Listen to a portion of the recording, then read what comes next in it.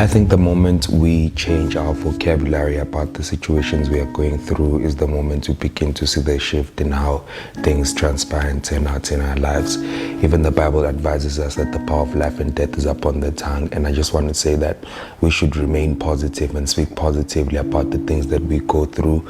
And if we want to see things happening and turning out in the way that we wish and we desire in our hearts, we need to start speaking in the direction of what we see in our minds, because as far as our eyes can see, so our lives will turn out. As far as our minds can think, so our lives will turn out.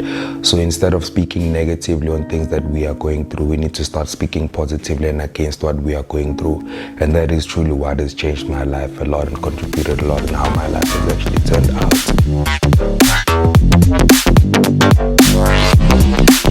out.